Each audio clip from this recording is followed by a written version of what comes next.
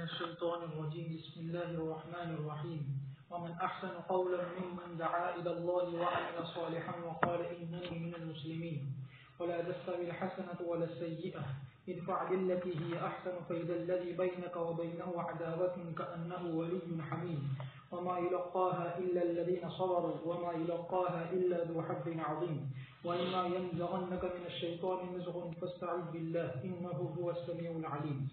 اور اس سے زیادہ اچھی بات والا کون ہو سکتا ہے جس نے بلایا اللہ کی طرف اور نیک اعمال کی اور کہا کہ بلا شبہ میں تابعداروں میں سے ہوں اور اچھائی اور برائی برابر نہیں ہو سکتی اور آپ دفع کیجیے اس طریقے پر جو اس سے بہتر ہو. بس اچانک وہ آدمی کہ آپ کے درمیان اور اس کے درمیان عداوت کی ایسا ہو جائے گا گویا کہ پکا دوست ہے.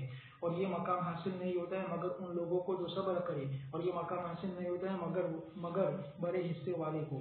اور اگر آپ کو شیطان کی طرف سے کوئی وسوسہ آئے تو آپ پناہ طلب کیجیے اللہ تبارک و تعالیٰ کی بلا صبح وہ سننے والا اور جاننے والا ہے. اللہ تبارک و تعالیٰ فرماتے ہیں ومن احسن قولا ممن دعا الی اللہ یعنی جو اللہ تبارک و تعالیٰ کے بندوں کو بلائے اس کی طرف وعمل صالحا وقال اننی من المسلمین یعنی وہ اپنی ذات میں بھی ہدایت یافتہ ہو تو اس کو نفع دے گا اور اس کی ذات کو بھی اور اس کے علاوہ کو بھی نفع دے گا. اور وہ ان لوگوں میں سے نہ ہو جو نیکی کا تو حکم کرتے ہو اور خود اس کو نہ بجا لاتے ہو بلکہ وہ ان لوگوں میں سے ہو جو بھلائی کو بجا لاتا ہو اور شر کو ترک کرتا ہو. اور یہ عام ہر اس آدمی کے بارے میں جو دعوت دیتا ہو بھلائی کی طرف اور وہ اپنی ذات میں ہدایت یافتہ ہو.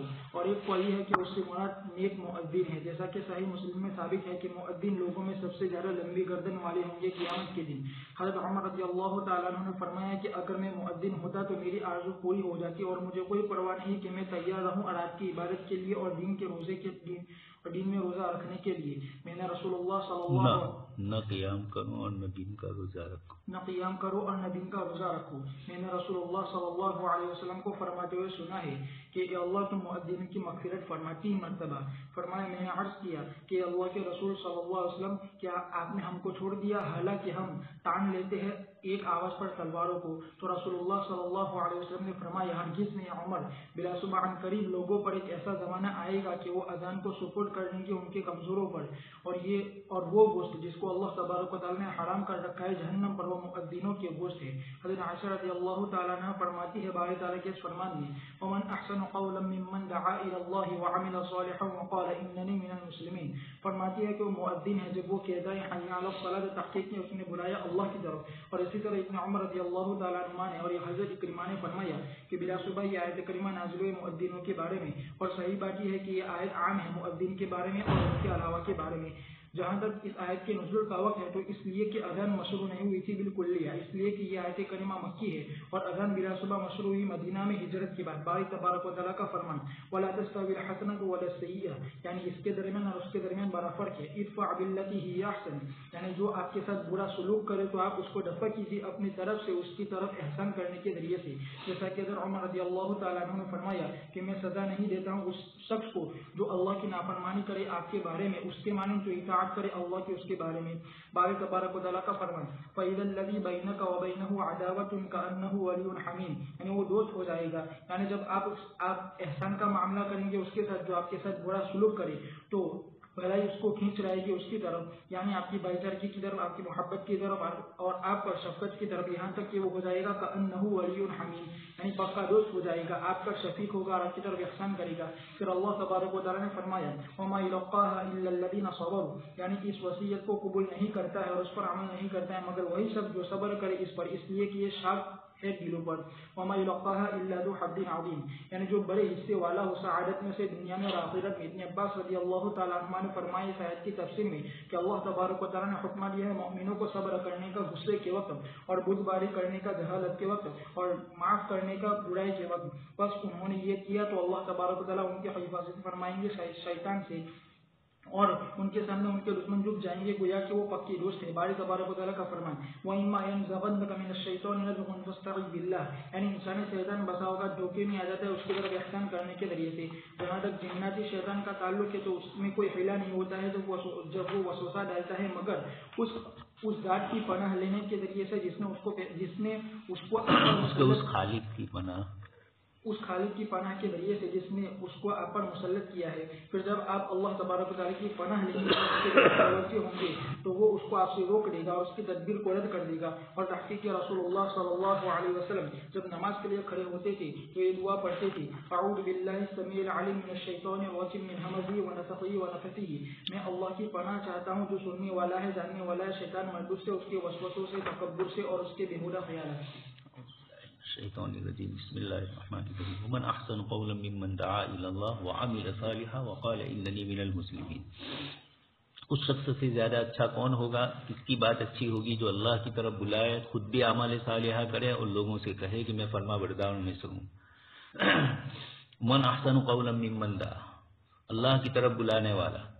ये मुअज्जिनीन भी हो सकते हैं और इनके अलावा और दावत के जितने तरीके हैं अल्लाह के बंदों को अल्लाह तक पहुंचाने के, चाहे उम्मत दावत को चाहे उम्मत इजाबत को। और वामिल सालिहन की कैद लगाकर बतला दिया, अतअमुरून अन्नास बिलबिर व तंसौना अनफुसकुम, ऐसा न हो। वक़ाल इन्ननी मिनल मुस्लिमीन, अपने आप को फरमा बरदारों में से गिनना। हजरत मौलाना मोहम्मद उमर साहब रहमतुल्लाह अलैह के हुजरे पर लिखा हुआ था, हम इताअत करते हैं। हम लोग देखते थे वहाँ मरकज पर तो अजीब लगता था, लेकिन बाद के हालात ने बतला दिया कि ये जुमला हजरत का कितना माना खेज था, कि कितनी ही ज्यादा हमारी लोगों के दरमियान तारुफ लोगों के दरमियान हो, शोहरत हो, लेकिन इसके बावजूद हम हजरत जी के ताबे ही रहेंगे, हम इताअत ही करेंगे। ये मफहूम जाहिर में भी था और बातिन में भी। और जो आदमी अपने आप को खुद इताअत वाला कहे, कभी वो हिर्स व हवस और ओहदे और कुर्सी की लालच पर नहीं होता है। तो वमन अहसनु क़ौलन मिम्मन दआ, बेहतरीन। इसलिए हजरत उमर रज़ी अल्लाह तआला अन्हु तमन्ना करते थे कि काश के खिलाफत के इस बोझ के मातहत में न होता और मैं मुअज्जिन होता और मैं अजान देता। क़ियाम लैल और क़ियाम नहार की से भी ज्यादा आपने इसको बड़ा समझा, इसलिए कि मुअज्जिनीन की कसरत से फजीलत आप सल्लल्लाहु अलैहि वसल्लम से सुनी और आप सल्लल्लाहु अलैहि वसल्लम ने उनकी मग़फ़िरत के लिए 3-3 मरतबा दुआएं फरमाई। तो मुअज्जिनीन भी मुराद है, उनके अलावा भी है। इब्न कसीर ने भी रुझान यही रखा और इसकी वजह भी बतलाई कि आयत तो मक्की है और अजान तो मदीना मुनव्वरा में मशरू हुई है, इसलिए बेहतर यह है कि इसको उमूमी मफहूम में समझा जाए, दावत के मफहूम में समझा जाए इसको। फ़इज़ल्लज़ी बैनका व बैनहु अदावतुन कअन्नहु वलियुन हमीम। दूसरी बात ये फरमाई कि नेकी और बुराई बराबर नहीं हो सकती है। आपका कितना ही दुश्मन हो, लेकिन जब आप उसके साथ हुस्न सुलूक करेंगे तो कहीं न कहीं किसी वक्त भी कअन्नहु वलियुन हमीम हो जाता है। लेकिन ये बातें उन लोगों के हक में है जिनकी आम तौर पर हमारे साथ कोई छोटी मोटी चीजों में रंजिश तो हो।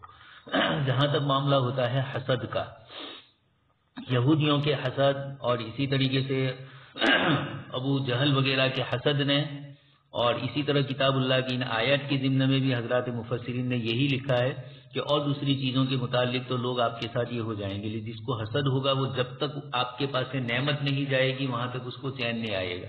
इसलिए हासिद अगर हसद करता रहे तो यह आयत करीमा का नऊजुबिल्लाह वो मिस्ताक ही नहीं है। यहाँ अदावत और दुश्मनी जो इस किस्म की होती है जिसके अंदर आदमी से भूल चूक हुई हो या कुछ हुआ हो, जहाँ तक हसद का मामला है वो थोड़ा कुछ इस तरह रहता है। तो हासिदीन के शर से तो अपने आप को बचाने के लिए मुआवज़तन की तिलावत करनी ही चाहिए। वमा युलक़्क़ाहा इल्ला अल्लज़ीना सबरू, लेकिन ये सब्र से काम लेना, दुश्मनों के साथ भी नरमी से मामला करना, ये आसान नहीं है। अल्लाह तबारक तआला ने जिन बंदों को इस किस्म की चीज़ों को बर्दाश्त करने की कुव्वत अता फरमाई है, और ये वो हजरात होते हैं जो बड़े नसीबे वाले होते हैं, दो हज़्ज़िन अज़ीम। अंबियाए किराम अलैहिमुस्सलाम आप सल्लल्लाहु अलैहि वसल्लम सुन ही चुके। दिहाती ने आकर कहा कि मिन मालिल्लाहि अल्लज़ी, वो माल में से जो अल्लाह ने आपको दिया है मुझे दो। और गर्दन खींच रहा है चादर के जरिए। साहबी हजरत अनस फरमाते कि मैंने निशानात भी देखे, आप सल्लल्लाहु अलैहि वसल्लम हंसने लगे और हंसते हुए उसको आपने जो माले गनीमत में से देना था वो दिया। तो ये वमा युलक़्क़ाहा इल्ला ज़ू हज़्ज़िन अज़ीम बहुत मुश्किल मसला होता है। जो नबियों से ज्यादा इत्तिबा रखते हैं, इनसे ज्यादा ताल्लुक रखते हैं, उन्हीं को ये चीजें नसीब होती है। आगे इसके बाद फरमाया कि इंसानी दुश्मन के साथ तो आप ये सुलूक करें और शायद वो बांध ले, लेकिन शैतानी जो दुश्मन है शैतान, इसको आप नरमी भी नहीं कर सकते, सख्ती भी नहीं कर सकते। शुरू में इब्न कसीर रहमतुल्लाह अलैह ने जहाँ मुआवज़तैन की बहस की है पहले हिस्से में, वहाँ ये आयत भी जिक्र की है और इस तरह की दूसरी जो आयतें हैं उन आयतों को जिक्र करके बतलाया कि शैतान से हम न दोस्ती कर सकते हैं न दुश्मनी कर सकते हैं। अल्लाह तबारक तआला के हवाले ही उसके मामले को किया जाए। इसलिए अल्लाह पाक ने फरमाया फस्तईद बिल्लाह। सकरात या बकरात बड़ा फलसफी था। हजरत मूसा अलैहिस्सलाम से कहा कि अल्लाह तबारक तआला अगर तीर चलाए और निशान मखलूक हो तो क्या किया जाए। حضرت موسیٰ علیہ السلام نے فرمایا کہ اللہ پاک کی گود میں آ جائے، مراد یہ ہے کہ اللہ پاک کی پناہ میں آ جائے۔ فَأَمَّا شَيْطَانُ الْجِنِّ فَإِنَّهُ لَا حِيلَةَ فِيهِ إِذَا وَسْوَسَ، جب یہ وسوسے ڈالتا ہے، شرارتی ہر وقت اس کے پیش نظر ہے، اس لیے کسی طرح چھوٹ نہیں سکتے، تو اللہ ہی کی پناہ میں دو۔ قاری طیب صاحب رحمۃ اللہ علیہ کے بھائی تھے مولانا محمد طاہر صاحب، ان کی پوری کتاب ہے معوذتین کی، جتنی بھی تعوذ کی آیتیں ہیں اور حدیث شریف میں دعائیں ہیں، آپ نے ان سب کو جمع کیا ہے۔ ومن آياته الليل والنهار والشمس والقمر لا تسجدوا للشمس ولا للقمر واسجدوا لله الذي خلقهن إن كنتم إياه تعبدون فإن استكبروا فالذين عند ربك يسبحون له بالليل والنهار وهم لا يسأمون ومن آياته أنك ترى الأرض خاشعة فإذا أنزلنا عليها الماء اهتزت وربت إن الذي أحياها لمحيي الموتى إنه على كل شيء قدير، اور اس کی نشانیوں میں سے رات ہے اور دن ہے اور سورج ہے اور چاند ہے، تم سجدہ مت کرو سورج کو اور نہ چاند کو، اور تم سجدہ کرو اس اللہ کو جس نے ان کو پیدا کیا اگر تم اسی کی عبادت کرتے ہو۔ پھر اگر وہ تکبر کرے تو وہ فرشتے جو آپ کے رب کے پاس ہے وہ اس کی تصویر بیان کرتے ہیں رات اور دن، اور وہ اکتاتے نہیں ہے۔ اور اس کی نشانیوں میں سے یہ ہے کہ تم زمین کو دیکھتے ہو خشک، پھر جب ہم اس پر بارش نازل کرتے ہیں تو وہ تر و تازہ ہو جاتی ہے اور ابھر آتی ہے۔ بلا صبح وہ ذات جس نے زمین کو زندہ کیا وہ البتہ مردوں کو زندہ کرنے والا ہے، بلا صبح وہ ہر چیز پر قادر ہے۔ اللہ تبارک و تعالیٰ فرماتے اپنے مخلوق کو متنبع کرتے ہوئے اپنے قدرت عظیمہ پر، اور یہ کہ وہ وہی ذات ہے جس کی کوئی نظیر نہیں ہے اور وہ ہر چیز پر قادر ہے جو وہ چاہتا ہے۔ ومن آیاتہ اللیل والنہار والشمس والقمر، یعنی اسی نے رات کو پیدا کیا اس کی تاریکی کے ساتھ اور دن کو پیدا کیا اس کی روشنی کے ساتھ، اور یہ دونوں ایک دوسرے کے پیچھے آتے جاتے رہتے ہیں اور وہ دونوں اکتاتے نہیں ہیں۔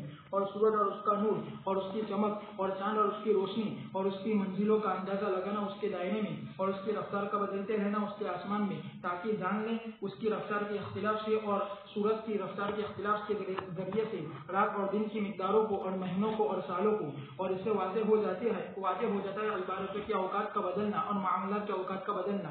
پھر جب سورج اور چاند سب سے بہترین جسموں والے ہیں جس کو دیکھا جاتا ہے عالم غیب اور سفلی میں، تو اللہ تبارک و تعالیٰ نے متنبہ کیا اس بات پر کہ وہ دونوں اسی کی مخلوق ہے اور بندے اس کے بندوں میں سے، اور اس کے کہا اس کے تذکیر کے تحت ہے۔ پھر فرمایا لا تسجدوا للشمس ولا للقمر واسجدوا لله الذي خلقهن ان كنتم اياه تعبدون، یعنی تم اس کے ساتھ شرک مت کرو، بس تم کو نفع نہیں دے گا تمہارا اس کی عبادت کرنا، تمہارا اس کے علاوہ کی عبادت کرنے کے ساتھ، اس لیے کہ وہ معاف نہیں کرتا اس کو جو اس کے ساتھ شرک کرے۔ اسی لیے اللہ تبارک و تعالیٰ نے فرمایا فَإِنِ اسْتَكْبَرُوا، یعنی تنہا اس کی عبادت کرنے سے اور انہوں نے انکار کیا مگر یہ کہ اس کے ساتھ اس کے علاوہ کو شریک ٹھہرائے، وَالَّذِينَ عِندَ رَبِّكَ، یعنی فرشتے يُسَبِّحُونَ لَهُ بِاللَّيْلِ وَالنَّهَارِ وَهُمْ لَا يَسْأَمُونَ، جیسے باری تبارک و تعالیٰ کا فرمان فَإِنْ يَكْفُرْ بِهَا هَؤُلَاءِ فَقَدْ وَكَّلْنَا بِهَا قَوْمًا لَيْسُوا بِهَا بِكَافِرِينَ۔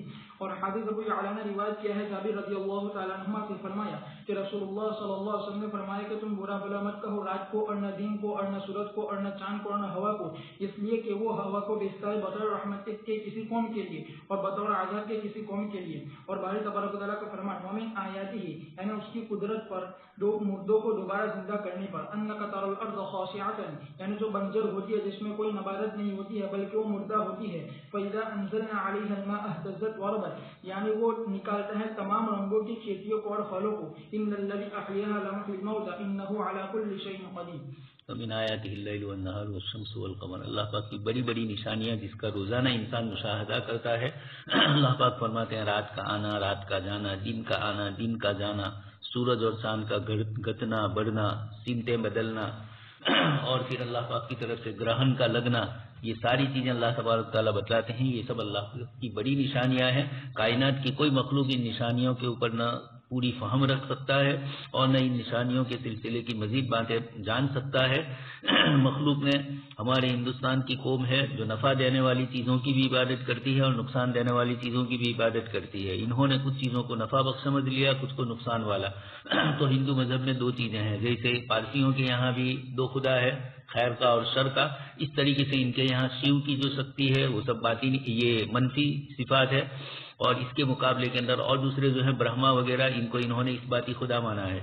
اللہ تبارک تعالیٰ فرماتے ہیں کہ اللہ ہی کی ذات ہے، اس کے علاوہ اور کوئی نہیں ہے۔ لا تسجدوا للشمس ولا للقمر، یہ سجدے کے لیے نہیں ہے۔ واسجدوا للہ الذی خلقہن، جس خدا نے ان کو پیدا کیا اور ان کا پورا نظام اپنے ہاتھ میں تھامے رکھا، اگر تم عبادت کرنا چاہتے ہو تو اسی کی کرو۔ فإن استکبروا، اگر تم نے تکبر کیا، عبادت سے انکار کرنا، عبادت نہ کرنا ایک اللہ کی، ایک اللہ کے ساتھ غیروں کو شریک کرنا، یہ سب استکبار ہوا. تو ایسے لوگوں کے لیے یسبحون لہ باللیل والنہار، یہ بتلایا کہ ہماری بڑی مخلوق جو آسمان میں ہے وہ یسبحون لہ باللیل والنہار، رات اور دن اللہ پاک کی عبادت میں مشغول ہے، وہ تھکتے نہیں ہیں. اللہ نے ان کی صفات اور صلاحیت ایسی رکھی ہے. تو اگر عبادتوں پر کوئی تکبر کرے یا تم عبادت نہ کرو تو ہمیں تمہاری عبادت کی ضرورت نہیں، ہمارے تو وہ عبادت کرنے والے فرشتے بھی ہیں جو رات دن اللہ پاک کی عبادت میں لگے ہوئے ہیں. سجدے کی جو آیتیں ہیں وہاں سیاق و سباق کے اندر شرک سے، کفر سے روکا جاتا ہے، اور اس میں دو چیزیں بتلائی جاتی ہے. ایک تو یہ کہ اللہ تبارک تعالیٰ کے نیک اور صالح بندے اللہ پاک کی عبادت کرتے ہیں، مراد اس سے فرشتے اور انسانوں میں سے بھی جو نیک اور صالح ہیں. تو عمومی طور پر وہاں پر اللہ کے نیک اور صالح بندوں کا ذکر ہوتا ہے. یا متکبرین کا ذکر ہوتا ہے جو اس طرح نہیں کرتے ہیں، تو ان کی نفی میں پھر فرشتے وغیرہ اور نیک صالح بندوں کا ذکر کیا جاتا ہے. تو تکبر کرنے والے جو اللہ کے سامنے جھکتے نہیں ہیں وہ، یا اللہ کے جھکنے والے بندوں کی صفات کو ذکر کیا جاتا ہے. اور تیسری وہ آیتیں ہیں جہاں پر سجدے کی آیتوں میں براہ راست اللہ پاک نے حکم فرمایا کہ تم ایسا کرو. یہاں تو جملہ خبریہ کے انداز میں ذکر فرمایا فالذین عند ربک، لیکن دوسری آیتوں میں فسبح، اور اس طرح کی دوسری آیتوں میں فسجد، یہ جو فرمایا ان آیتوں کی روشنی کے اندر یہ تین قسم کے مضامین ہے جو اللہ تبارک تعالیٰ کے سجدوں کی آیتوں کے ساتھ جڑے ہوئے ہیں. ومن آیاتہ انک تری الارض، اللہ پاک کی نشانیوں میں سے ایک یہ بھی بتلایا کہ زمین بالکل خاشعۃ، خشک ہوتی ہے. فَإِذَا أَنزَلْنَا عَلَيْهَا الْمَاءَ اهْتَزَّتْ وَرَبَتْ، گرمی کے دنوں کے اندر دراڑیں پڑ جاتی ہے زمین کے اندر، پھر بارش کے اندر لہلہاتی ہوئی کھیتی سبزہ اگتا ہے.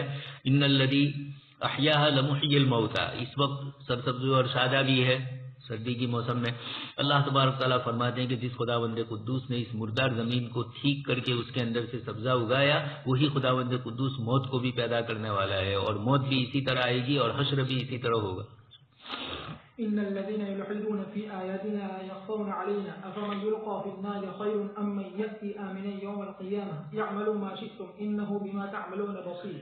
إن الذين كفروا بالذكر لما جاءهم وإنه لكتاب عزيز لا يأتيه الباطل من بين يديه ولا من خلفه تنزيل من حكيم حميد.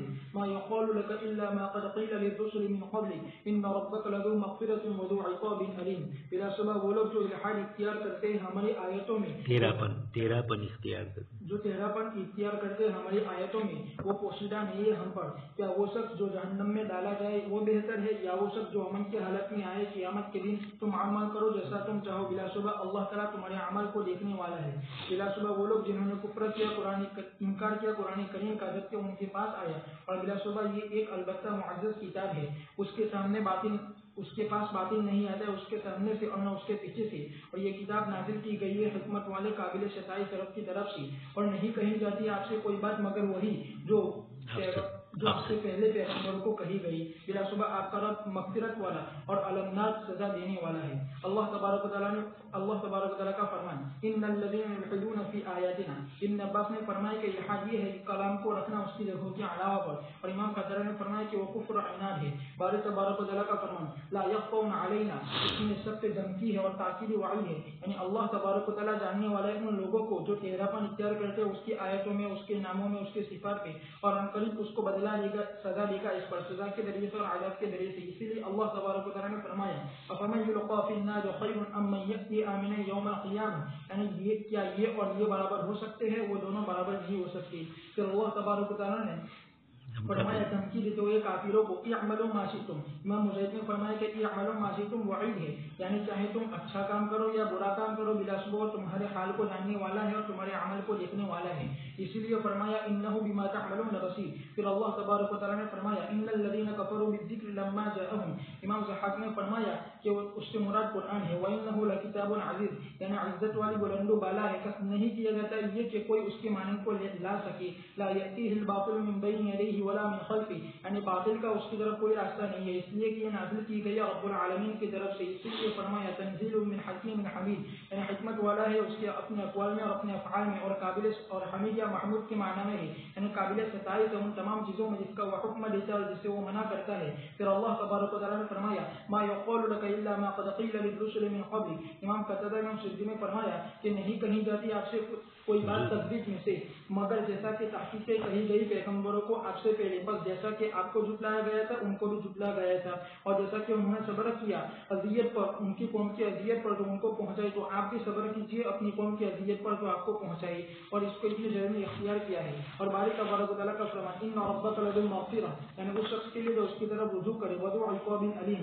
یعنی اس شخص کے لیے جو جمیل ہے اپنے کفر پر اور سرکشی پر اور عناد پر اور مخالفت پر۔ سعید بن مسیب رحمۃ اللہ علیہ نے فرمایا کہ جب یہ آیت کریمہ نازل ہوئی ان ربک لذو مغفرہ، تو رسول اللہ صلی اللہ علیہ وسلم نے فرمایا کہ اگر اللہ تبارک و تعالیٰ کی معاف کرنا اور درگزر کرنا نہ ہوتا تو کسی کو زندگی خوشگوار نہ ہوتی، اور اگر اس کی وعید اور اس کی سزا نہ ہوتی تو ہر ایک بھروسہ کر بیٹھتا۔ ان الذین یلحدون فی آیاتنا، الحاد اس کے مختلف معنی ہے، مفسرین نے اس پر تفصیلی کلام کیا ہے۔ ابن عباس رضی اللہ تعالیٰ عنہما نے فرما دیا وضع الکلام علی غیر مواضعہ، جس جگہ پر جو چیز رکھنی ہے اس کے بجائے، ایمان جہاں رکھنا ہے وہاں شرک کیا جائے، اور جہاں معبودان باطلہ کی نفی کرنی ہے ان کی عبادت کی جائے۔ اسی طریقے سے وَلِلَّهِ الْأَسْمَاءُ الْحُسْنَى فَادْعُوهُ بِهَا وَالَّذِينَ يُلْحِدُونَ فِي آیَةٍ، وہاں پر بھی ذکر فرمایا۔ صفات الہیہ میں عموماً الحاد ہوتا ہے، اس لیے کہ شاہ ولی اللہ رحمۃ اللہ علیہ فرماتے ہیں کہ اللہ پاک کی ذات عالی کی صفات کو مخلوق کی بادشاہوں کی طرح سمجھا گیا ہے، اور بادشاہوں کے دربار میں جیسے کچھ لوگ ہوتے ہیں وہ ان کو ساری معلومات پہنچاتے ہیں۔ نعوذ باللہ، بارگاہ رب العزت کے متعلق کفار کا یہی خیال ہے کہ سب چیزیں اللہ پاک نہیں جانتے ہیں۔ اللہ تبارک یہ جو اس طرح کی صفات اللہ تبارک تعالیٰ کے لیے منفی صفات جو انہوں نے اختیار کی، اس کو کہا جاتا ہے الحاد۔ یہ الحاد کفر اور عناد کی شکل میں بھی آتا ہے، اور یہ الحاد اللہ تبارک تعالیٰ کے ساتھ غیروں کو اس طریقے سے شریک کرنا کہ جس میں وہ خدائیت کے درجے پر پہنچ جائے، یہ سب شکلیں ہوتی ہے۔ لا يخفون علینا، اللہ پاک فرماتے ہیں کہ یہ لوگ جتنا بھی کرتے رہتے ہیں، کفر کی جتنی بھی شکلیں ہیں، چاہے یہودیت کی شکل میں، نصرانیت کی شکل میں، ہندوستان کا کفر، ساؤتھ افریقہ اور وہاں کے جو کالے لوگ کفر کرتے ہیں، دنیا بھر کے جو ملحدین ہیں، اللہ تبارک تعالیٰ سے کوئی چیز مخفی نہیں ہے، اور اسی بنیاد پر فرماتے ہیں فَمَن يُلْقَىٰ فِي النَّارِ، کہ قیامت کے دن حساب ہوگا اور جو الحاد کرنے والے ہوں گے ان کو سزا ملے گی، اور ان کے مقابلے کے اندر جو توحید والے ہیں وہ اللہ تبارک تعالیٰ کے پسندیدہ بندے ہوں گے۔ تو جہنم میں ڈالا جانے والا بہتر ہوگا یا وہ جو امن کے ساتھ آئے، یعنی ایمان والا۔ پھر آگے دھمکاتے ہوئے فرمایا یہ دنیا کا دارالامتحان ہے، کرتے رہو جو کچھ کرنا ہو، ہمارے سارے تمہارے اعمال پر ہماری طرف سے باخبری ہو رہی ہے۔ اور اس طرح دنیا کے اندر ایک موبائل کے اندر کتنی جگہ ایک چیز اسٹور ہوتی ہے، اللہ تبارک تعالیٰ کے یہاں فرشتے بھی لکھ رہے ہیں، اللہ تبارک تعالیٰ کی طرف سے بھی ہے، خود انسان کا اپنا جسم ہے، وہی چیپ لگی ہوئی ہے اللہ پاک کی طرف سے، ایک ایک جسم کا ایک ایک عضو بولے گا قیامت کے دن۔ ان الذین کفروا بالذکر،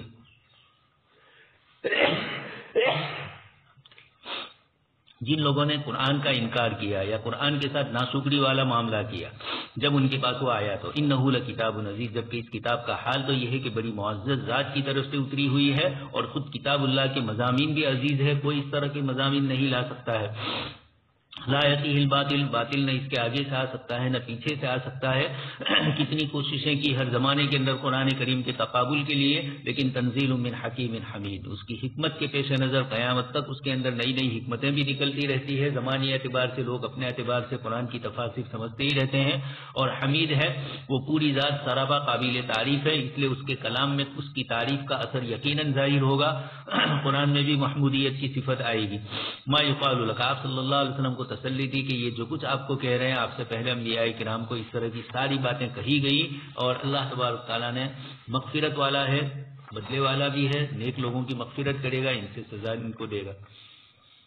ولو جعلناه قرآنا أعجميا لقالوا لولا فصلت آياته أعجمي وعربي قل هو للذين آمنوا هدى وشفاء والذين لا يؤمنون في آذانهم وقر وهو عليهم عمى أولئك ينادون من مكان بعيد ولقد آتينا موسى الكتاب فاختلف فيه ولولا كلمة سبقت من ربك لقضي بينهم وإنهم لفي شك منه مريب۔ اور اگر ہم اس قرآن کریم کو اپنی زبان میں اتارتے تو وہ ضرور کہتے کہ کیوں نہ اس کی آیتوں کو تفصیل سے بیان نہیں کیا گیا، کیا یہ قرآن عجمی ہے اور آپ عربی ہے؟ آپ کہہ دیجیے ان لوگوں کو جو ایمان، آپ کہہ دیجیے کہ یہ ان لوگوں کے لیے جو ایمان لائے ہدایت اور شفا ہے، اور وہ لوگ جو ایمان نہیں لاتے ان کے کانوں میں ڈانٹ ہے اور یہ ان کے حق میں اندھاپا ہے۔ ان لوگوں کو پکارا جاتا ہے دور جگہ سے، اور البتہ تحقیق کہ ہم نے موسیٰ علیہ السلام کو کتاب عطا کی، پھر اس میں اختلاف کیا گیا، اور اگر آپ کے رب کی طرف سے پہلے سے کلمہ طے نہ ہو پاتا تو البتہ ان کے درمیان فیصلہ کر دیا جاتا، اور بلا شبہ وہ شک میں ہے اس کی طرف سے اور تردد میں ہے۔ جب اللہ تبارک و تعالیٰ نے ذکر کیا قرآن کریم کو، اس کی فصاحت کو اور اس کی بلاغت کو، اور اس کے باوجود اس پر مشرکین ایمان نہیں لائے، تو متنبع کے اس بات پر کہ انہوں نے اس کے ساتھ انکار کیا، کفر کی وجہ سے، عناد کی وجہ سے، حد درمی کی وجہ سے۔ کفر عناد ہے، ان کا کفر عناد ہے اور حد درمی ہے، جیسا کہ اللہ تبارک و تعالیٰ نے فرمایا وَلَوْ نَزَّلْنَاهُ عَلَى بَعْضِ الْأَعْجَمِينَ فَقَرَأُوا عَلَيْهِمْ مَا كَانُوا بِهِ مُؤْمِنِينَ۔ اور اسی طرح اگر اللہ تبارک و تعالیٰ پورے قرآن کریم کو نازل کرتے عجمی زبان میں تو وہ ضرور کہتے سرکشی اور عناد کے طریقے پر لولا فصلت آیات اعجمی و عربی، یعنی وہ ضرور کہتے کہ کیوں نہیں اس کو تفصیل سے نہیں اتارا گیا عربی زبان میں، اور وہ ضرور اس کا انکار کرتے، پس وہ کہتے اعجمی و عربی، یعنی کیسے عجمی کلام کو نازل کیا عربی کے مخاطب لوگوں پر جو اس کو نہیں سمجھتے ہیں۔ اور ایک قول یہ ہے کہ ان کے قول کی مراد لولا فصلت آیات اعجمی و عربی، یعنی کیا اس کے بعد حصے کو عجمی زبان میں نازل کیا اور اس کے بعد حصے کو عربی زبان میں۔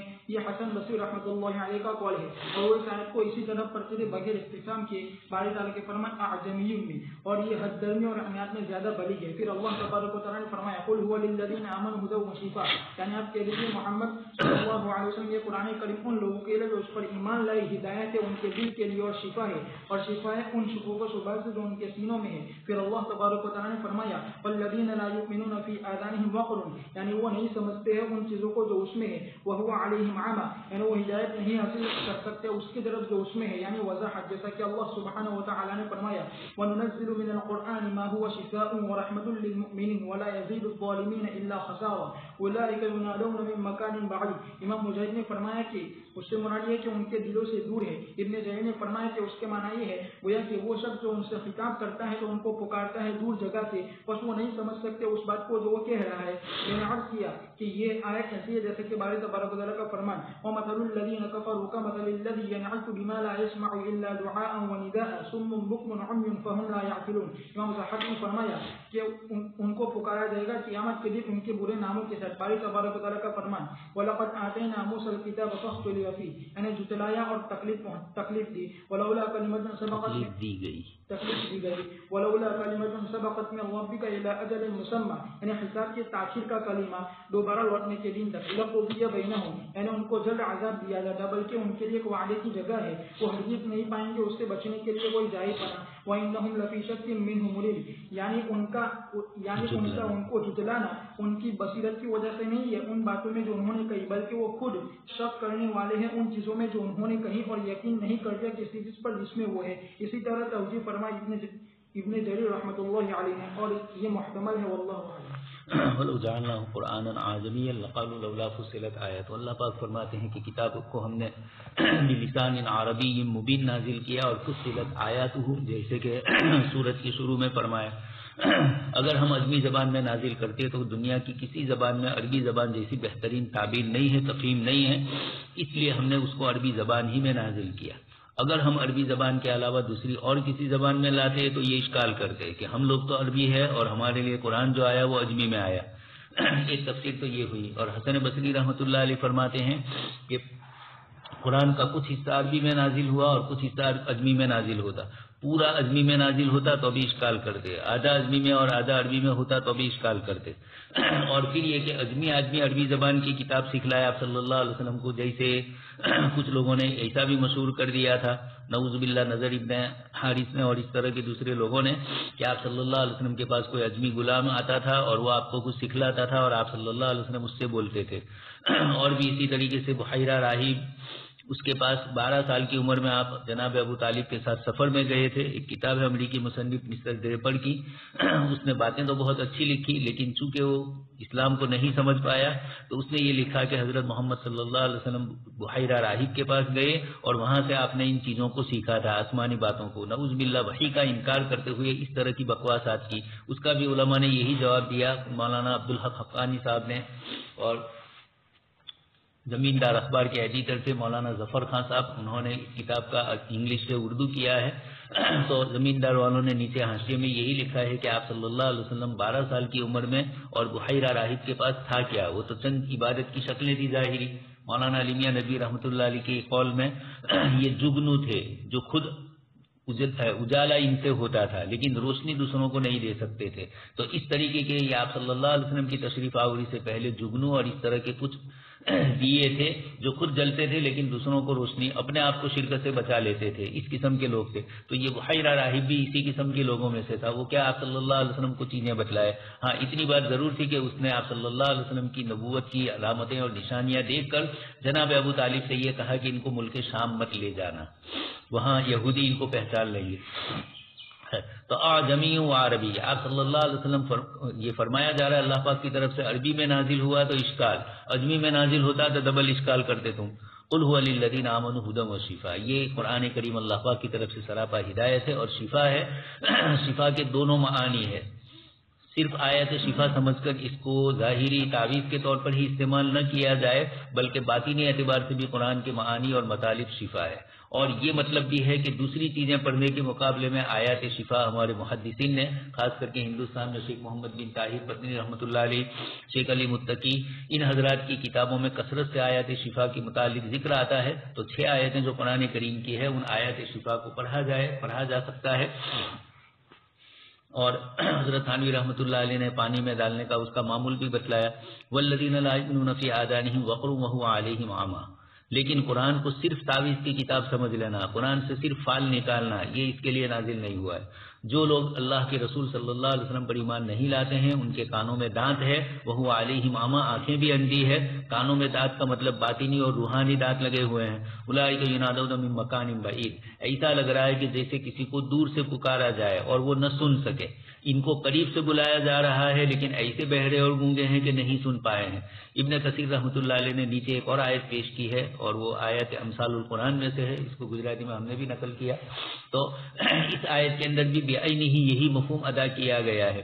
مثل الذین کفروا کمثل الذی ینطق بما لا یسمع الا دعاء وندا، جیسے جانور کو آپ پکارو زور سے، کمثل الذی ینطق بما لا یسمع الا دعاء، صرف آواز کو سنیں باقی یہ نہ سمجھے کہ مجھے کیا کہا جا رہا ہے. اس طریقے سے یہ لوگ ہیں.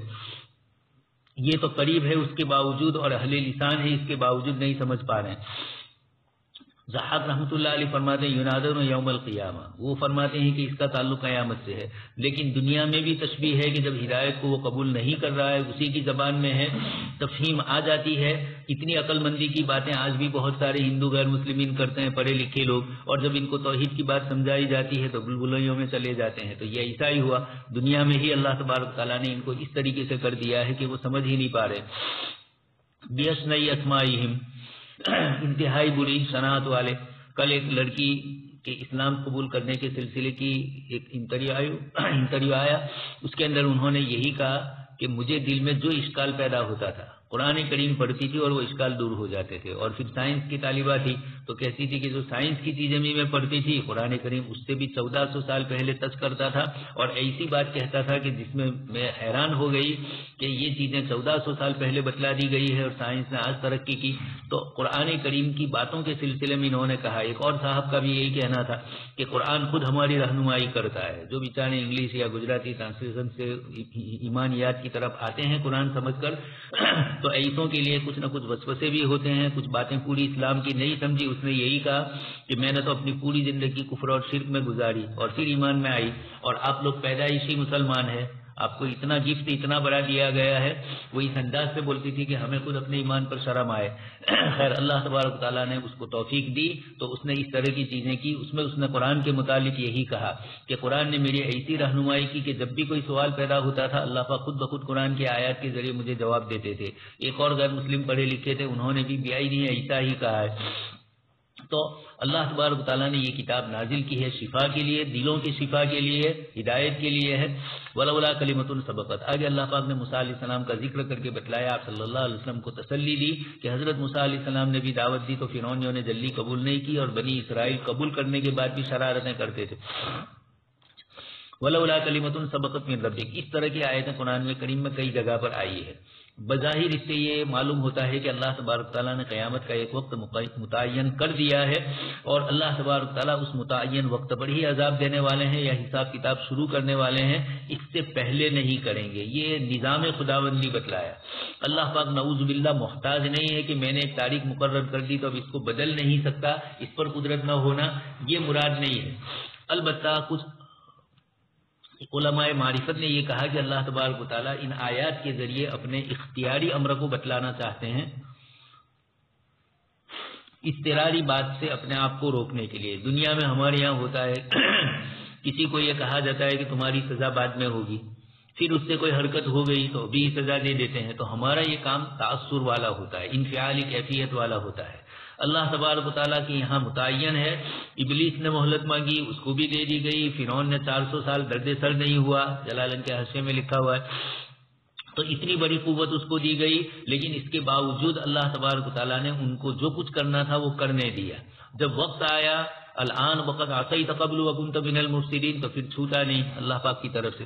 تو ان آیات کے ذریعے بتلا دیا کہ ولولا کلمۃ سبقت من ربک، یہ کلمۃ سبقت من ربک کو اللہ پاک بدلنے پر قادر ہے، لیکن سنت الہیہ جو اللہ پاک کی طرف سے ہے اس کے مطابق وقت مقرر ہے، قیامت پہلے نہیں آئے گی۔ انسانوں کے گناہ اور شرارت کی وجہ سے تو ایسا ہوتا ہے کہ ابھی ہی قیامت لا دی جائے، ایسی بدماشیاں رات دن دنیا میں ہو رہی، ایسی گناہ اور شناعت کی چیزیں ہو رہی، لیکن اللہ تبارک تعالیٰ کا حلیم ہونا، صفت حلیم، اس کو اسی کے ساتھ باقی رکھے ہوئے، اس لیے فرمایا کہ لقضی بینہم، جلدی کی جاتی ہے، وہ جلدی بھی نہ ہوتی، وہ اللہ کی طرف سے وقت ہی ہوتا، لیکن اللہ تبارک تعالیٰ کے سارے امور انفعالی نہیں ہے، اختیاری ہے، اور ہمارے کام انفعالی ہو جاتے ہیں، اچانک غصے میں آ کر کوئی کام وقت سے پہلے بھی ہم کر لیتے ہیں۔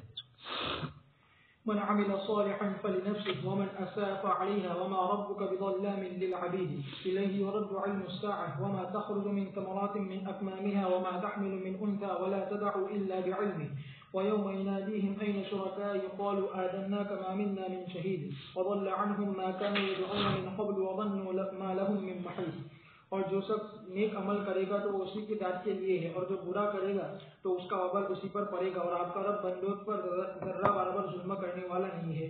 اسی کی طرف قیامت کا علم لوٹایا جاتا ہے، اور پھلوں کو نہیں، اور پھل نہیں نکلتے ہیں اپنے غلاف سے، اور نہ کوئی مادہ حاملہ ہوتی ہے اور نہ اپنے حمل کو جنتی ہے مگر اسی کے علم سے۔ اور اس دن اللہ تبارک و تعالیٰ ان کو پکارے گا، کہاں ہے میرے شرکا؟ تو وہ کہیں گے کہ ہم آپ کو عرض کر چکے ہیں کہ ہماری طرف سے کوئی گواہ نہیں ہے، اور گم ہو جائیں گے ان سے وہ تمام جس کو وہ پکارتے تھے اس سے پہلے، اور وہ یقین کر لیں گے ان کے لیے کوئی چھٹکارے کی صورت نہیں ہے۔ اللہ تبارک و تعالیٰ فرماتے ہیں من عمل صالحا فلنفسه، بلاخبہ اس کا نفع لوٹے گا اسی کی ذات پر، ومن اساء فعلیہا، یعنی اس کا عمل اسی پر لوٹے گا، وما ربک بظلام للعبید، یعنی کسی کو سزا نہیں دیتا ہے مگر اس کے گناہ کی وجہ سے، اور کسی کو عذاب نہیں دیتا ہے مگر اس پر حجت قائم کرنے کے بعد اور اس کی طرف پیغمبر کو بھیجنے کے بعد۔ پھر اللہ تبارک و تعالیٰ نے فرمایا الیہ یرد علم الساعہ، یعنی اس کو نہیں جانتا ہے اس کے علاوہ کوئی بھی، جیسا کہ سید البشر نے جبرائیل علیہ السلام سے کہا، جس وقت جبرائیل علیہ السلام نے ان سے پوچھا قیامت کے بارے میں، تو فرمایا کہ جس سے سوال کیا گیا ہے وہ زیادہ نہیں جانتا ہے سائل کے مقابلے میں، جیسا کہ اللہ تبارک و تعالیٰ نے فرمایا الی ربک منتہاها، اور اللہ تبارک و تعالیٰ نے فرمایا لا یجلیها لوقتها الا هو، باری تبارک و تعالیٰ کا فرمان وما تخرج من ثمرات من اكمامها وما تحمل من انثى ولا تدع الا بعلمه، یعنی تمام کی تمام چیزیں اس کے علم میں ہے، نہیں پوشیدہ ہوتی ہے اس کے علم سے ذرہ برابر کوئی چیز زمین میں اور نہ آسمان میں، جیسے کہ باری تعالیٰ کا فرمان وما تسقط من ورقة الا يعلمها، اور اللہ تعالیٰ نے فرمایا وما يعمر من محمد ولا ينقص من عمره الا في كتاب ان ذلك على الله يسير، اور باری تبارک و تعالیٰ کا فرمان ويوم يناديهم اين شركائي، یعنی قیامت کے دن اللہ تعالیٰ پکارے گا مشرکین سے تمام مخلوق کے سامنے، کہاں ہیں میرے وہ شرکا جس کے تم عبادت کرتے تھے میرے ساتھ، قالوا آذناك، یعنی ہم کو بتلا دیا، ما منا من شہید، یعنی نہیں ہے کوئی ہماری طرف سے جو گواہی دے آج یہ کہ آپ کے ساتھ کوئی شریک ہے، وضل عنهم ما كانوا يدعون من قبل، یعنی وہ چلے گئے بس انہوں نے ان کو کوئی نفع نہیں دیا، وظنوا ما لهم من محيص، یعنی مشرکین یقین کر لیں گے قیامت کے دن ما لهم من محيص، کہ اللہ کے عذاب سے کوئی چھٹکارے کی جگہ نہیں ہے، جیسا کہ باری تعالیٰ کا فرمان ورأى المجرمون النار فظنوا انهم مواقعوها ولم يجدوا عنها مصرفا۔ من عمل صالحا فلنفسه، اچھے اعمال بھی آدمی کی اپنی ذات کے لیے ہوں گے، اللہ پاک کو ہمارے اعمال صالحہ سے کوئی فرق نہیں پڑتا ہے، ما زاد فی ملکی شیئا، ومن اساء فعلیہا، اور جو برا کرے گا وہ بھی بندوں کے برے اعمال اللہ پاک کو اگر نعوذ باللہ متاثر کرے، اس کی خدائیت کو متاثر کرے، تو وہ ہمارے جیسے بندہ بادشاہ ہو گیا. کہ دنیا کے بادشاہوں کا حال یہی ہے کہ لوگ اچھا سمجھے تو اچھے، لوگ برا سمجھے تو برے. ایسا نہیں ہے. اللہ تبارک تعالیٰ کی ذات عالی کے ساتھ ہمارے اعمال صالحہ اور ہماری برے اعمال کوئی فرق نہیں پڑتا ہے اس کی خدائیت میں. وما ربک بظلام للعبید، اللہ تبارک تعالیٰ اپنے بندوں پر ظلم کرنے والے نہیں ہیں. ظلام مبالغے کا صیغہ ہے، لیکن یہاں مراد اللہ تبارک تعالیٰ کی ذات عالی کی طرف جب نسبت کی جائے تو اس کا ظلم اس کی شان کے مطابق ہو سکتا ہے. یہ کچھ علماء نے تفسیر کی ہے، لیکن زیادہ مناسب یہی ہے کہ اللہ تبارک تعالیٰ نے ظلم کی ہر شکل اور ہر کیفیت کے اپنے سے نفی فرمائی ہے. الہی رد علم الساعہ، اللہ ہی کی طرف قیامت کا علم لوٹتا ہے، مخلوق میں سے کوئی نہیں جانتا. انبیاء کرام علیہ السلام بھی نہیں جانتے، اور اسی کی مثال علماء دیتے ہیں. وحید الدین خان صاحب نے دی کہ قیامت کی سب سے بڑی مثال زلزلہ ہے. اس کے آنے سے پہلے آج تک کوئی نہیں جانتا ہے کہ زلزلہ کب آئے گا، کس وقت آئے گا، کیسا آئے گا.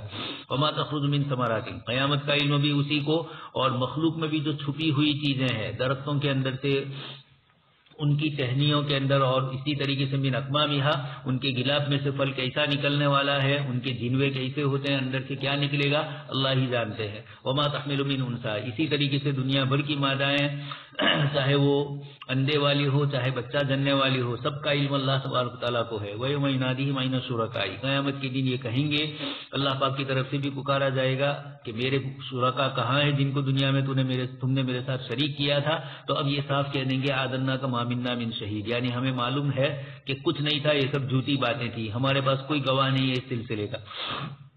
اللہ تبارک تعالیٰ آگے فرمائیں گے وَضَلَّ عَنْهُمْ مَا كَانُوا يَدْعُونَ مِن قَبْلِ، اس سے پہلے جو کچھ پکارتے تھے دنیا میں یہ سب گم غائب ہو جائے گا، اور یقین کر لیں گے. ظن یہاں یقین کے معنی میں ہے کہ کوئی اب چھٹکارا نہیں ہے.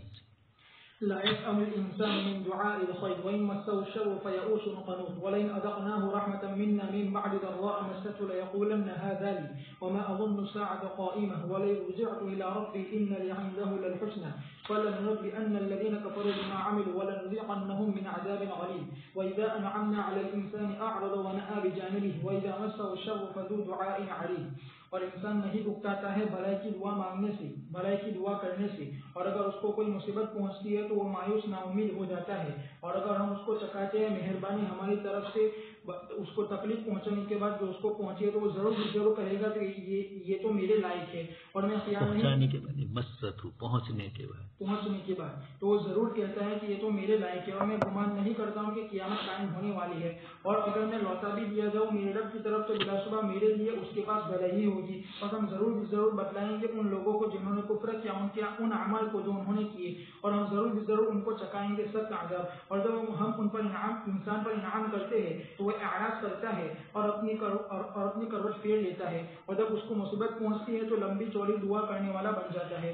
اللہ تعالیٰ فرماتے ہیں کہ انسان تھکتا نہیں ہے اپنے رب سے بھلائی کی دعا مانگنے سے، اور وہ مال ہے اور جسم کی تندرستی ہے اور اس کے علاوہ وہی مسہ الشر، اور وہ مصیبت ہے یا فقر ہے، فیئوس قنوط، یعنی اپنے گھر میں یہ بات بٹھا لیتا ہے کہ اس کے لیے مہیا نہیں ہوگی اس کے بعد کوئی بھلائی. وَلَئِنْ أَذَقْنَاهُ رَحْمَةً مِنَّا مِنْ بَعْدِ ضَرَّاءَ مَسَّتْهُ لَيَقُولَنَّ هَذَا لِي، یعنی جب اس کو خیر اور رزق پہنچتا ہے بعد اس تکلیف کے بعد جو جس میں وہ تھا تو وہ ضرور کہے گا کہ یہ تو میرے ہی لائق ہے، بلا شبہ میں ہی اس کا مستحق تھا میرے رب کے پاس. وما اظن الساعة قائمة، یعنی وہ قیامت کے قائم ہونے کا انکار کرتا ہے، یعنی اس وجہ سے کہ اللہ تعالیٰ نے اس کو نعمت سے نوازا تو وہ اتراتا ہے، فخر کرتا ہے اور انکار کرتا ہے، جیسا کہ اللہ تعالیٰ نے فرمایا کلا ان الانسان ليطغى ان رآه استغنى ولئن رجعت الى ربي ان لي عنده للحسنى، یعنی اگر وہاں لوٹنا بھی ہوا تو ضرور میرے ساتھ میرا رب اچھا ہی معاملہ کرے گا، جیسا کہ میرے ساتھ اچھا سلوک کیا اس دنیا میں، اور وہ اللہ پر تمنا کرے گا اس کے برے اعمال کے ساتھ اور یقین نہ ہونے کے ساتھ. اللہ تبارک و تعالیٰ نے فرمایا فَلَنُنَبِّئَنَّ الَّذِينَ كَفَرُوا بِمَا عَمِلُوا وَلَنُذِيقَنَّهُم مِّنْ عَذَابٍ غَلِيظٍ، یعنی اللہ تبارک و تعالیٰ دھمکی دیتا ہے اس کو جس کا یہ عمل ہو اور اس کا اعتقاد و سزا کی اور عذاب کی. پھر اللہ تبارک و تعالیٰ نے فرمایا وَإِذَا أَنْعَمْنَا عَلَى الْإِنسَانِ أَعْرَضَ وَنَأَى بِجَانِبِهِ، یعنی اعراض کرتا ہے، اطاعت کرنے سے اور تکبر کرتا ہے اللہ تعالیٰ کے حکموں کی فرما برداری کرنے سے، جیسے کہ باری تعالیٰ نے فرمایا فَتَوَلَّى بِرُكْنِهِ وَإِذَا مَسَّهُ الشَّرُّ، یعنی تنگی، فَذُو دُعَاءٍ عَرِيضٍ، یعنی ایک ہی چیز کے بارے میں لمبے سوال کرنے والا ہو جاتا ہے. بس کلام عریض ہوا جس کے الفاظ زیادہ ہو اور اس کے معنی کم ہو، اور کلام وجیز اس کے برعکس ہے اور وہ یہ کہ الفاظ کم ہو اور واضح ہو. اور اللہ تبارک و تعالیٰ نے فرمایا وَإِذَا مَسَّ الْإِنسَانَ الضُّرُّ دَعَانَا لِجَنبِهِ أَوْ قَاعِدًا أَوْ قَائِمًا فَلَمَّا كَشَفْنَا عَنْهُ ضُرَّهُ مَرَّ كَأَن لَّمْ يَدْعُونَا إِلَى ضُرٍّ مَسَّهُ. لا يسمع الانسان من دعاء الخير، انسان دنیا کے اندر لمبی لمبی دعائیں مانگتا ہے.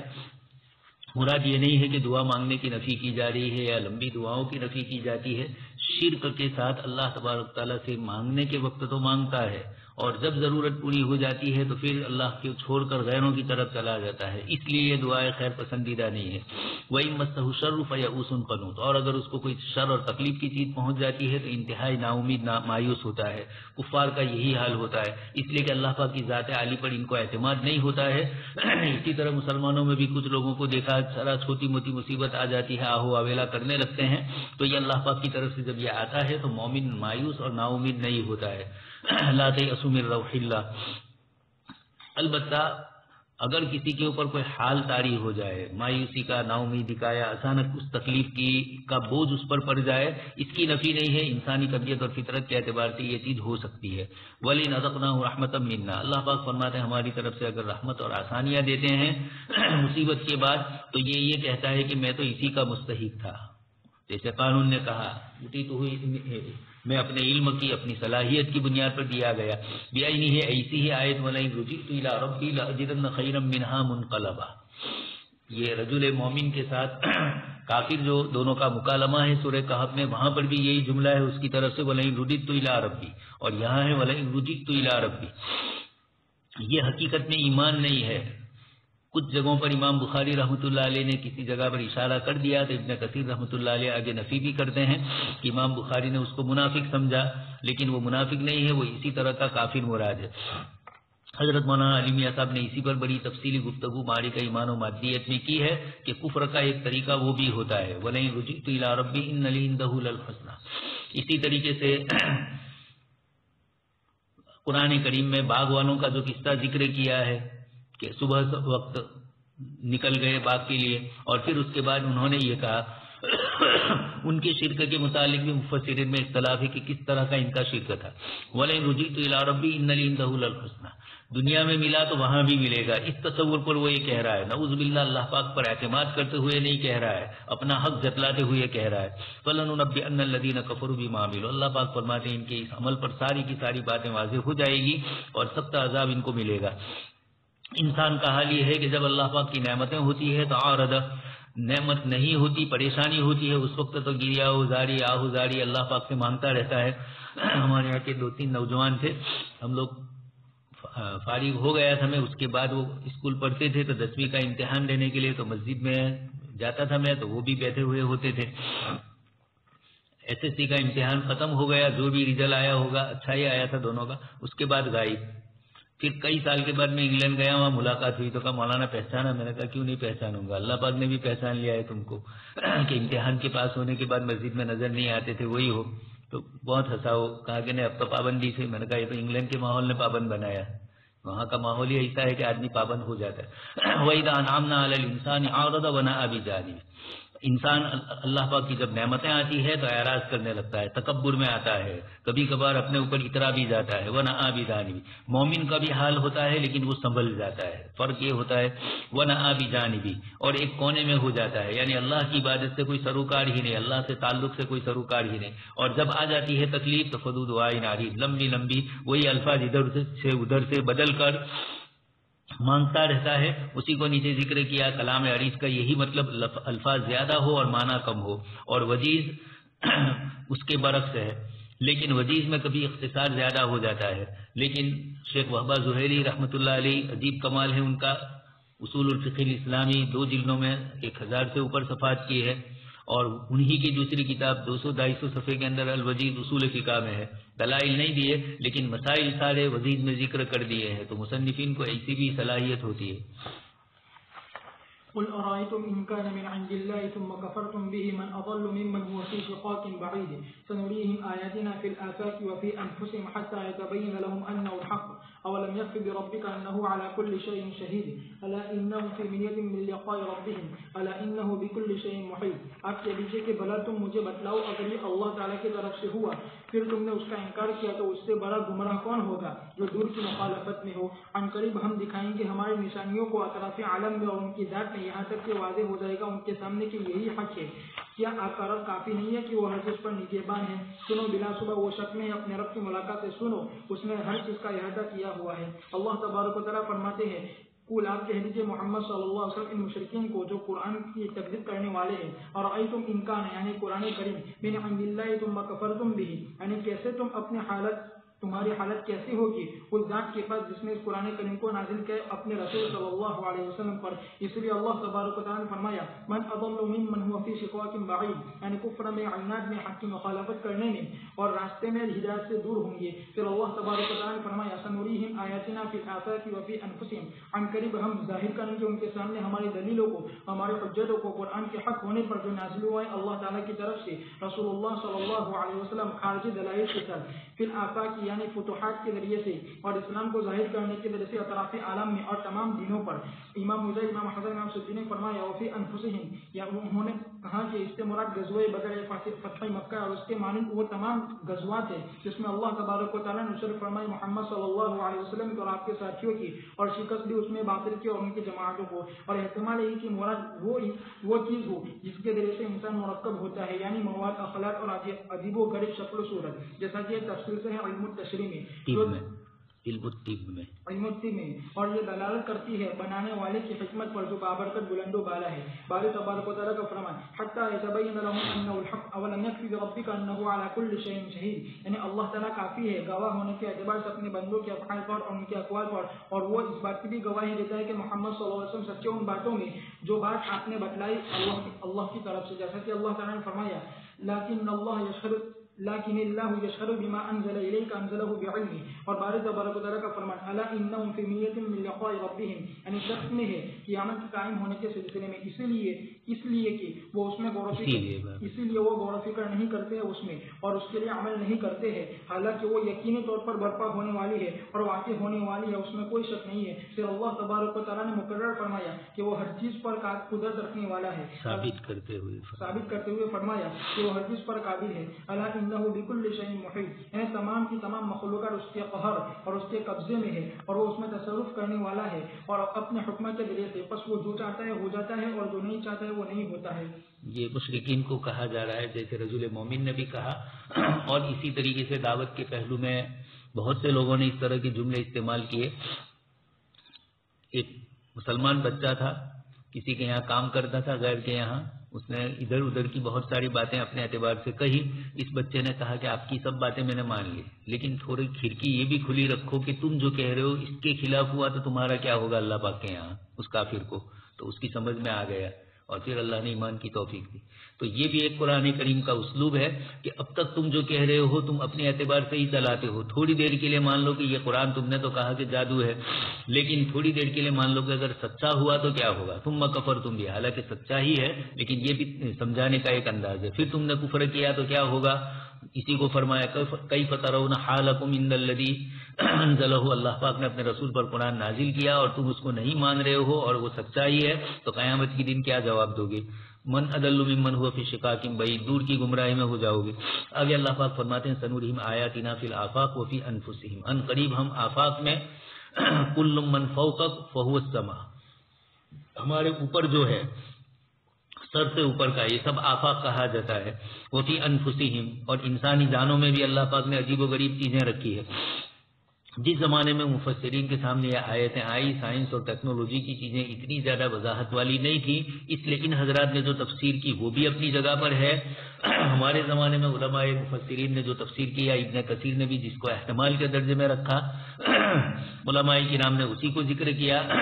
امام راضی رحمۃ اللہ علیہ نے اس آیت کی تفسیر میں بہت تفصیلی گفتگو فرمائی ہے کہ آفاق اور انفس میں تم اللہ پاک کی نشانیاں دیکھ لو گے۔ چنانچہ سائنس نے آفاق کی چیزوں کو بھی بہت بتلا دیا، اور بہت سارا جھوٹ چلا اس کو بھی بتلا دیا۔ امریکہ نے یہ کہا کہ ہم چاند پر پہنچے اور چاند پر یہ ہوا وہ ہوا، کئی سالوں پہلے ہم لوگ سوتے تھے، اس وقت حضرت مولانا شیر علی صاحب تو اسی وقت نہیں مانتے تھے۔ مولانا تقی الدین ندوی صاحب شیخ الحدیث سے ترکے سر کے، انہوں نے بھی ایک رسالہ لکھا تھا اس وقت جب یہ چیزیں آئی تھی ان کے چاند پہ پہنچنے کی۔ ابھی چائنا جب چاند پہ پہنچا اور وہاں سے مٹی بھی لے آیا، اور وہ مٹی ابھی آ رہی ہے، اب تک شاید پہنچی نہیں ہے لیکن وہ آ رہی ہے، تو انہوں نے جو مزید معلومات بتلائی اس سے یہ پتا چلتا ہے کہ یہ گئے ہی نہیں ہے، واللہ عالم. یہ تو اس وقت بھی کہتے تھے. اور لیکن ہمارے مفسرین یہ بھی فرماتے ہیں کہ اگر کوئی گیا تو بھی کوئی بعید چیز نہیں ہے، آپ اپنے گھر سے پڑوس کے گھر میں گئے ہیں، چاند سے سورج زمین قریب میں ہے تو زمین سے چاند پر گئے، کوئی نئی چیز نہیں ہے. البتہ اتنی بات ضرور ہے کہ کسی بھی جگہ پر پانی اب تک نہیں ملا ہے، اس لیے زندگی کہیں بھی نہیں ہے. وجعلنا من الماء كل شيء حي.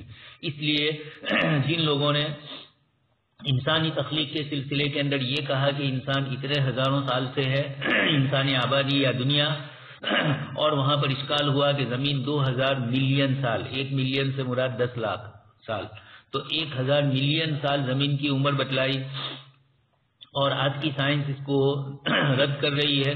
تو انہوں نے اس کے جواب کے اندر یہ کہا کہ اصل میں انسان کی تخلیق جو ہوئی وہ وہاں نہیں ہوئی ہے، یعنی یہاں دنیا میں نہیں ہوئی ہے، کسی اور گرہ میں ہوئی. اور پھر اس کے بعد اس کے جواب میں وحید الدین خان صاحب نے کہا کہ دنیا میں کہیں پانی ہی نہیں ہے اور پانی کے بغیر زندگی نہیں. تو سائنسدانوں نے اس کو بھی رد کر دیا، اس زمین کے علاوہ اور کہیں کوئی دوسری جگہ آبادی کی اور بسنے کی نہیں ہے.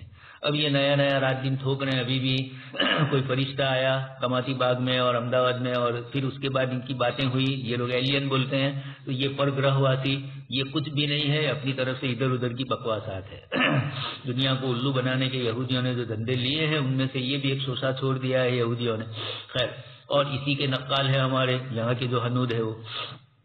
تو اولم یکفی بربک ان، اچھا تو آفاق اور انفس، اللہ تبارک تعالیٰ نے آفاق میں بھی نشانیاں، رات دن نئی نئی سائنسی ٹیکنالوجی کی چیزیں آ رہی ہے. ہوائی جہاز میں بیٹھتے ہیں تو اوپر سے زمین جو نظر آتی ہے، بمبئی چھوٹے چھوٹے کھوکھے نظر آتے ہیں. تو یہ سمجھ میں آتا ہے کہ جب نبی اوپر پہنچتے ہیں اور نبی کے پاس جو بات آتی ہے 7ویں آسمان سے وحی کی آتی ہے، اللہ پاک اگر یہ فرمائے کہ زمین کی حیثیت ہمارے نزدیک مچھر کے پر کے برابر بھی نہیں ہے، تو ہماری آنکھیں مشاہدہ کرتی ہے کہ بڑی بڑی بلڈنگیں اتنی چھوٹی نظر آتی ہے، اور یہ تو ہم 10,000 فٹ کی بلندی پر ہوتے ہیں. اگر اس سے بھی زیادہ بلندی پر ہو گئے تو اور کیا نظر آئے گا. تو جب اتنی بڑی اوپر صرف زمین کے اوپری حصے سے انسان ہوائی جہاز کے ذریعے دنیا کے حالات جان لیتا ہے، تو اللہ تبارک تعالیٰ نے نبیوں کو جو حالات بتلائے وہ مشاہدے والے ہیں. تو آفاق اوپر بھی بہت ساری نشانیاں اللہ پاک کی ہے، اس کو انہوں نے ذکر کیا. آفاق سے فتوحات، اسلام کو ظاہر ہونا دنیا کے تمام علاقوں میں، اور اللہ تبارک تعالیٰ کی طرف سے ملکوں کے ملک فتح ہو جانا، افریقہ، ایشیا، یوروپ، بیک وقت تینوں بر اعظم میں اسلام کا دائرہ پھیل جانا. اور اس وقت بھی اسلام کا دائرہ ساتوں بر اعظم میں پھیل چکا ہے. اب تو یہ اس طریقے کی اللہ پاک کی طرف سے جو نشانیاں تھیں وہ بھی پیدا ہوئی. یہ آفاق سے یہ تفسیر کی وہ بھی صحیح، انکار نہیں کرنا ہے. ان کے زمانے میں یہ چیزیں سمجھ میں آتی تھی، اس لیے اس کو بھی مفسرین کو، بعد والوں کو اس کو بھی پیش نظر رکھنا چاہیے. اور آفاق کا دوسرا مطلب ہمارے زمانے میں عصر حاضر میں جتنی سائنسی ایجادات ہوئی ہے اوپر کی دنیا کی، یہ سب بھی اس میں شامل ہے.